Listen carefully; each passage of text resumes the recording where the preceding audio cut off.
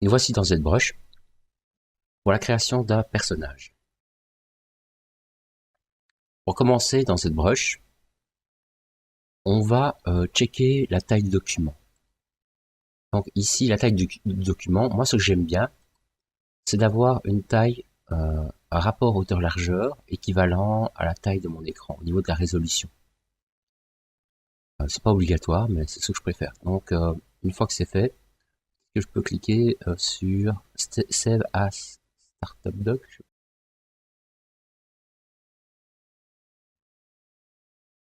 Voilà. Hop. Il me dit que la prochaine fois, il va redémarrer avec cette résolution. Parfait. Au niveau de l'interface, vous avez peut-être quelque chose d'un peu différent, c'est parce que je l'ai customisé. Donc je vais aller dans le volet ici, à droite, Tool, créer une sphère, ou un cube, tiens, un cube. Une fois que je l'ai créé, j'appuie directement sur T, et il y a un cadre blanc qui apparaît. Généralement, c'est là que ça coince, ça pose problème. C'est d'entrer dans le mode d'édition de l'objet qu'on vient de créer. Si vous avez raté, donc par exemple, je vais sortir du mode d'édition en appuyant sur T, il va vous faire un truc comme ça, vous voyez, et il tourne autour du dernier objet créé. Et ça, c'est embêtant. Je vais quand même appuyer sur T à un moment donné. Là, je peux tourner autour de mon objet, mais il y a des cubes là, il y a des choses qui restent là, c'est embêtant. Donc je vais aller dans Color, et je vais faire un Clear. Voilà, je suis autour de mon objet. Alors pour la navigation, avec CTRL, clic droit, on fait un zoom. Avec Alt, clic droit, on fait un panoramique. Et quand je clique en dehors de mon cube, je peux tourner autour. Je peux activer aussi le mode perspective pour avoir une meilleure visualisation de mon objet. Voilà pour ce qui est de la navigation. Maintenant, au niveau de la customisation, je vous ai mis ici un fichier custom. Et ce fichier custom, vous pouvez le charger ou non.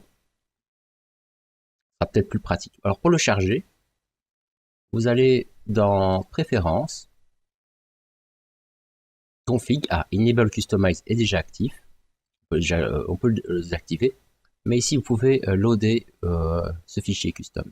Et vous aurez le même interface. Alors, pour faire une petite parenthèse sur cette interface, quand j'active Enable Customize, je peux glisser des éléments ici dans l'interface, histoire d'avoir des outils que j'utilise souvent sous la main. Donc, je vous montre vite fait la manip. Je vais désactiver ceci. J'ouvre le volet de gauche. Dans Draw, peut-être dans Brush, je vais glisser ça dans le volet de gauche. Et par exemple, je vais aller sélectionner des outils que j'ai envie d'avoir. Par exemple, j'ai envie d'avoir le Rake. J'ai envie d'avoir, imaginons, qu'est-ce que j'utilise souvent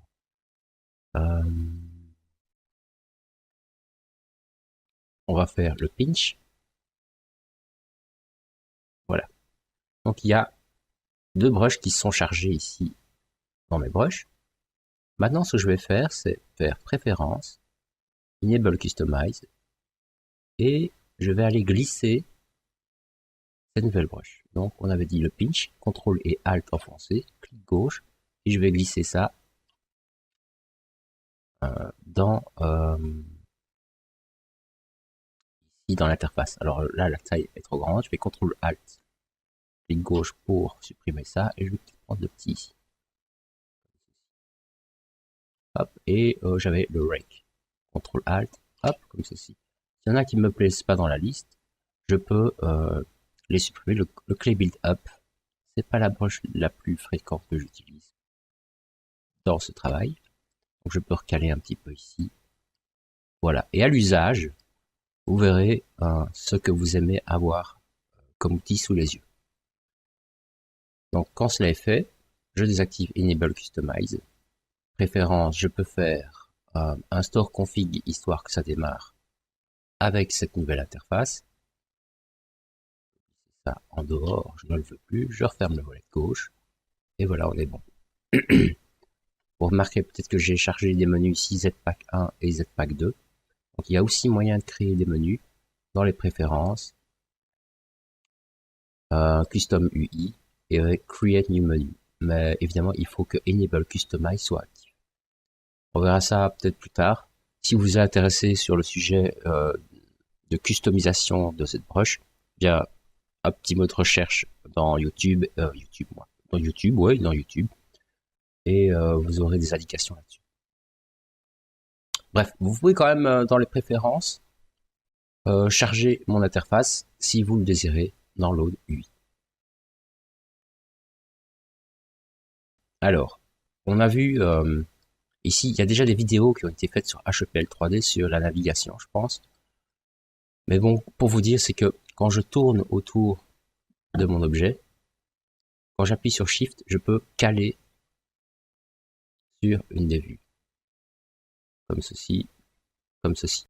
Donc je peux activer par exemple le mode Floor. Voilà. Et ici, je peux redresser, je vois que j'ai une grille, j'ai un repère. Et à chaque fois, hop, avec Shift, il bloque sur la vue. Ici, par exemple, en vue du dessus, vue de face et vue de gauche. Alors, ce que je vais faire ici, c'est charger des gabarits.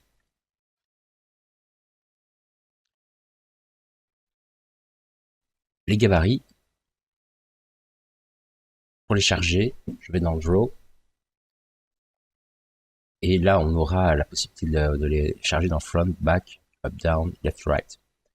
Tout d'abord, ce que je vais, c'est réinitialiser cette brush et repartir sur, non pas un cube, mais sur une Z-sphère. Donc, là, dans Tool, clic gauche, là, vous avez Z-sphère.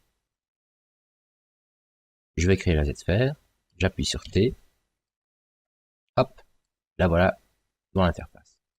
Et là, je peux charger mes gabarits. Parce que c'est avec cette Z-sphère qu'on va créer le perso. Donc, dans Draw, je glisse ça ici. Et alors, on va aller dans Front, Back, Map 1, Import. Et Front, Back, on va prendre face. Parfait.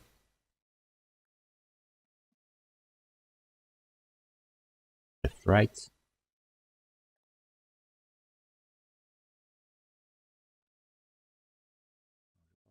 sera plus ajusté.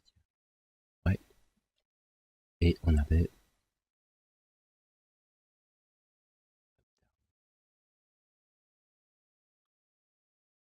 alors pour le up-down, il est mal orienté, donc on peut faire rotate, pour le remettre correctement. Et ici un peu plus haut, donc toujours dans Draw, vous avez évidemment le mode Floor qui permet d'afficher les gabarits, mais vous avez aussi le Fill Mode. Le Fill Mode permet différentes possibilités. Ici par exemple en mode 3, eh bien je vois à travers ma Z-sphère. Voilà, vous voyez, donc vous choisissez le mode qui vous convient le plus. Je prends le mode 2 par exemple. Et je crois qu'on est bon ici pour les gabarits. Vous pouvez évidemment, si vous pensez que c'est pas bien ajusté, je pense que c'est pas le cas, vous pouvez modifier horizontal offset et vertical offset pour ici modifier la position du gabarit. Par exemple ici, ouais, on le voit que au niveau horizontal, je suis pas exact. Donc je vais le mettre ici comme ceci. Donc on remarquera au passage que on ne modifie pas la position de la Z-sphère, parce qu'elle est en symétrie, on modifie la position du gabarit. Là on est bon.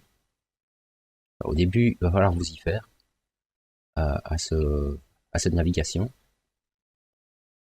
Si à un moment donné vous êtes perdu comme ceci, vous faites Frame et il vous remet alors, il vous recentre la vue.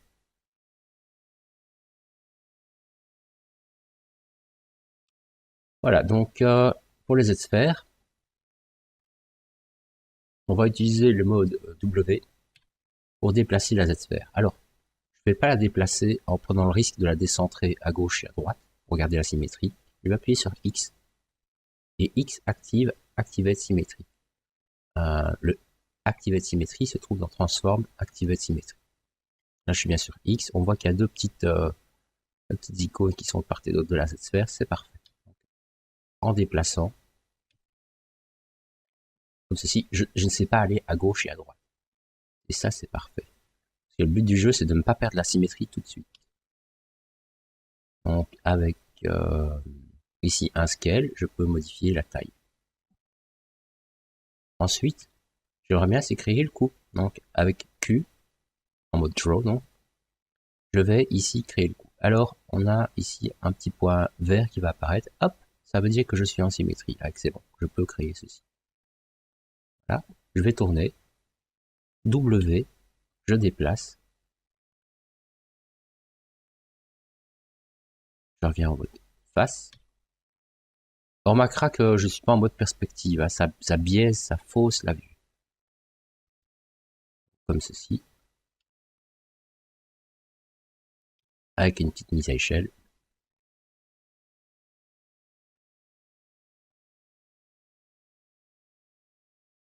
Là. Un petit peu par là. Alors, un truc que je peux faire en mode edit, donc Q, je peux cliquer simplement ici, je vais créer une Z-sphère entre. Ça me permettra de créer les bras.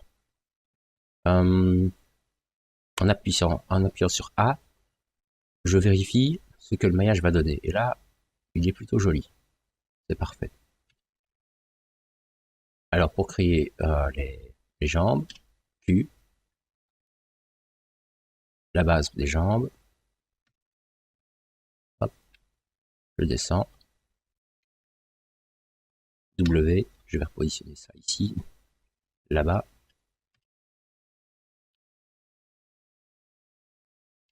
W. Alors ici, vous voyez, il y en a qui se tracassent de ça, c'est quand je déplace, c'est bizarre, mais il y a ici la cheville qui vient avec, ça m'embête fort. Et bien, c'est dû simplement à la taille de la broche. Donc si je fais une petite taille de broche, eh bien je peux déplacer localement la Z-sphère.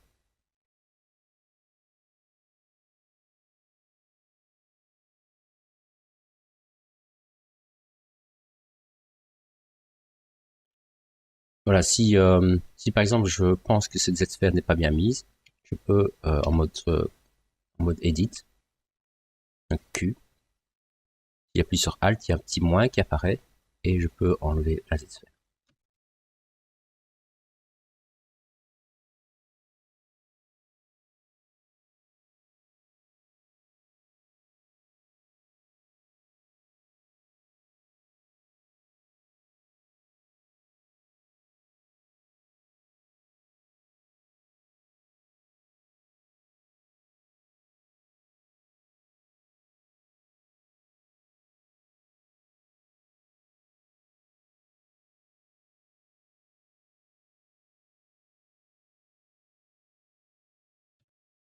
Voilà, et en appuyant sur A, on peut voir que le maillage est correct.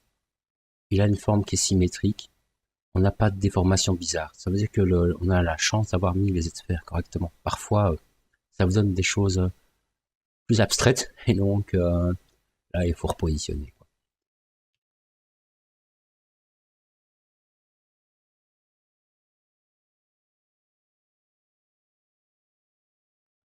Ici, ce qui se passe, c'est que si je déplace localement la Z-sphère. Si j'appuie sur CTRL en même temps, vous voyez, il y a une sorte de chaîne hiérarchique qui s'installe, et ça, c'est pas mal.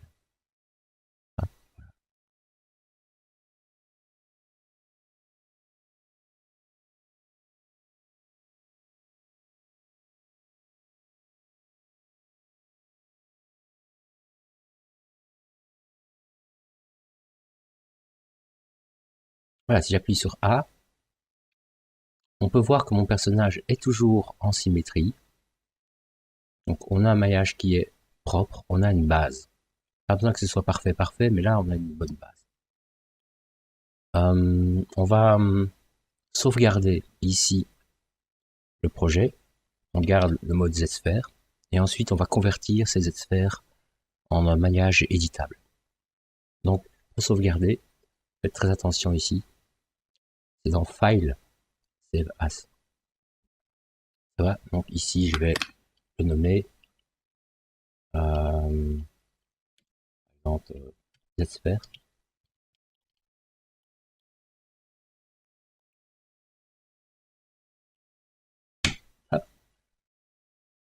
Et c'est du ZPR. Si vous sauvegardez ici document, vous allez avoir de la 2D, 2D.5 et vous allez pas pouvoir éditer votre perso. Vous pouvez sauvegarder aussi dans Tool, mais ça c'est réservé peut-être plus quand on utilise des calques d'objets, vous voyez.